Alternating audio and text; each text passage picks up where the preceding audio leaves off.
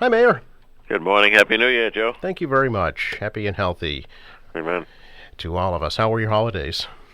A little more low key than usual, but nonetheless, it was great. A little downtime is fine with me. Sure. Wasn't as hectic, but all good. All good. We are, of course, getting right back into the swing of things. Saw you at the in-person city council meeting last night at City Hall. How about that? How about that, huh? Yeah. Yeah, certainly wish Nina Liang well. She's completed her 2 years as council president, and congratulate Noel DeBona, who was elected last night to lead the body for the next 2 years. Yes. So certainly look forward to working with each of them. And I For know the good of the city, of course. Councilor President DeBona is hoping to have more in-person meetings, so the remote option will still be there. Yeah, it's my understanding as well. I think it makes some sense. Sure. And you don't have to open the chambers to the public yet. It's a big room. It's fairly new, so the air exchange in that room is terrific. So I think it's a good idea, but that's a decision, for them. We got to decide on our boards and commissions. We're originally going to shoot for February to bring them back from remote. But now with the latest surge, we may push it off till March or April at this point. So I think the governor's order extends till April 1st right now. Is that right? I believe so, yeah. How about for school committee, Mayor? You're the chair of that committee. Well, we've been meeting in person right along. Mm-hmm. We had a very small break from meeting in person. Of course, we have not opened it up to the public. The school committee room is very small. So, with open forum and so forth, it'd be challenging to try to do that safely for distancing and so forth at Coddington. We've looked at, using the auditoriums or something, but then you lose the live of the meeting for the public. I mean, it's just the combination of factors, but Wednesday night we're going into the council chambers, so those members who are being sworn in, which is 3, they can bring family members if they wish. We can spread out in that council chamber and make it work. Certainly Emily's coming back, been reelected. Doug's coming back, was reelected, and Tina Cahill was elected. She'd be the newest person on the committee. Mm-hmm. We'll swear in on Wednesday night. Sure. Will there be any discussion about the current COVID situation in the schools? It's going to be a ceremonial meeting, Okay. so there probably shouldn't be too much of that. I mean, for the large part, the rules are dictated by the state. Yeah. I had some people emailing me we should go back to remote. I don't believe we should, but even if I did, we can't. The state has ordered in-person learning. They're monitoring it closely, and I think the kids should be in school. I really do. I mean, not to minimize this at all. Mm-hmm. I know a lot of people have gotten sick, but they're not getting as badly sick. There's not as many hospitalizations, and certainly not the kind of deaths we had under the other variant. Again, not to minimize things, but for the most part, the kids aren't getting sick. So I mean, it's more like a cold or something for them. So we just can't keep shutting down. And remote learning was a great option, but it's certainly not desirable, I don't think, by anybody as far as the kids learning and participating and being engaged in the classroom. I think it's a distant second to in-person learning. It's nice to have that option, helped us get over the hump, but I hope we don't go down that road, because I think the kids lose more than they gain with that. Mm-hmm.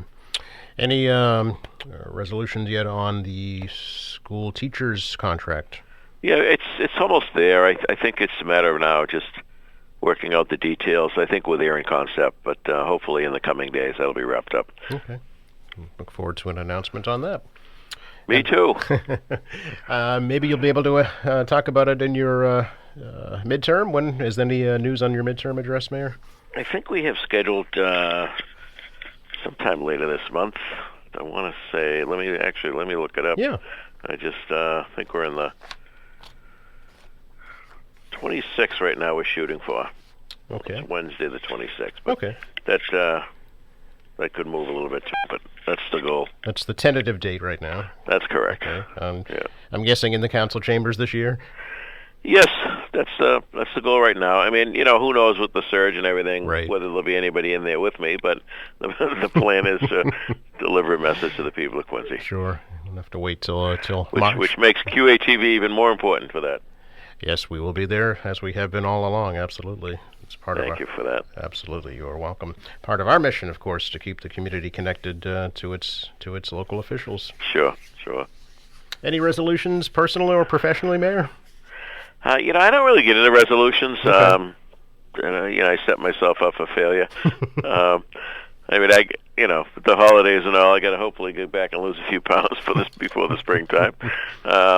We got an aggressive agenda for this coming year, and I'll be meeting individually with the councils, going over that agenda. There's some stuff that was stalled because of COVID. Mm-hmm. There was some stuff stalled because of the whole issue of the council meeting remotely. It's just not quite the same, So, the capital improvement plan will be back before the council. It's been a couple of years since we've updated that. As you know, we have a rolling 5-year plan. So that will be something before them. There'll be other projects before them. I'm going to try to address some charter issues before them. For example, the mayor's term was changed by the public a number of years ago, Joe, but a lot of the things around it process-wise have to be changed to really fall in line with both the charter and the change in the term.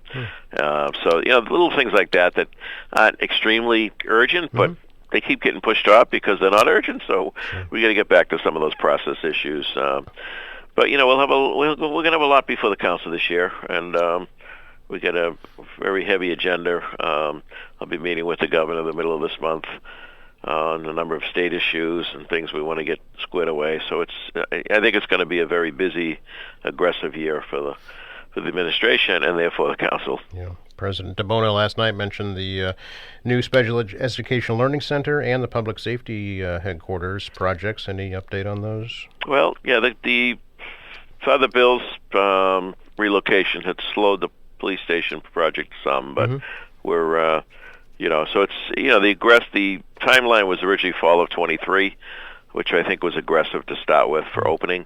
So my guess is we'll be into spring of 24 before the police station is finished. And the learning center, I know that they'll be getting actually underway in construction sometime within the next 4 weeks. So I know we had to wrapping up Manet at that location so we can move forward with the construction. Certainly came in handy, that location, while we were doing the specs and putting all the details together for the reconstruction. So, but we got to get back to it and hopefully get underway very, very soon. Very good. Lots to do this year for sure. There are. In the next phase with Squantum School, we'll be talking about that again, working with the school building authority at the state level. So there's a lot of projects that will be happening this year. And more trees coming too. We love trees. Yes. I mean, one of the things that any and everybody can agree on is that trees are a great benefit to the environment. I mean, in Forestry 101, they breathe in the bad stuff and breathe out pure oxygen. So they help cool a city down. So trees are an easy one.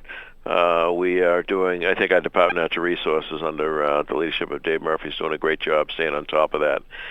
One of the challenges of the trees, well, a couple of challenges. One is just urban conditions. So you've got minimum space for the tree to grow. You've got the road salt issue. You got the carbon from cars parked along the side streets. So the cars, the tailpipes belong right into the loam borders.